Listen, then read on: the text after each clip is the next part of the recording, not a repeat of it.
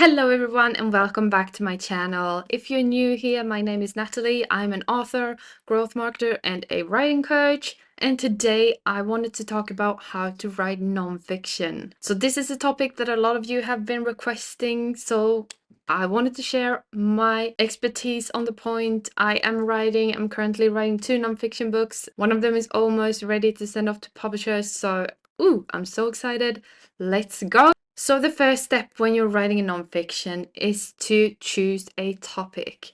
And here the topic, it can't be too wide. You have to make sure that it's narrow and it's neat and that it's specific. Nonfiction covers a wide range from biographies to self-help, from travel guides to academical texts. The key here is to choose a subject that are both, that you both have knowledge about and passion. Ask yourself, if you're considering writing a nonfiction, ask yourself, what do you have a unique perspective on? And what can you talk about for hours? Now that you've chosen a topic, you need to narrow it down. You see that a focused topic, it will not only be easier to write about, it will also be a lot more interesting to the readers. And to be able to do this, I actually want you to do an exercise. So go grab a pen and a paper or write on your computer or your phone, whatever. But the first thing you need to do here is to write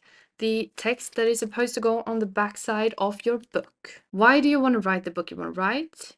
Who's your target audience? And why should you write this book and no one else? And the questions that you need to answer on the backside of your book are these. What is the book about? How is it different from other books on the same topic? And what value will it give to the reader? So the text on the backside should only be 250 words.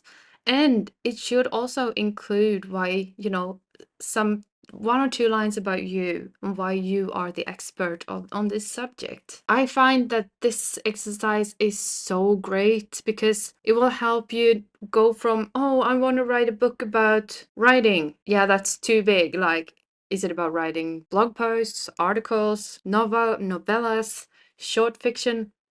By writing the text that's supposed to go on the backside, you narrow down and you also have you know where you want to go. You have this goal in mind. It will help you a lot with the rest of the process. So trust me, do the exercise and then we can move on. The next step is the research. The foundation of every nonfiction book is not only the knowledge that you collect from a variety of different sources and the way you distill it and make it, package it to your readers, and try to collect as much, research that you can, and then try to arrange it logically and think about, how you're creating a roadmap for both you and your reader. Because, remember, each chapter should serve a purpose that leads smoothly to the next one. This will also keep your readers engaged and help them process a lot of complex information. Now, let's talk about writing your first draft. Many writers find this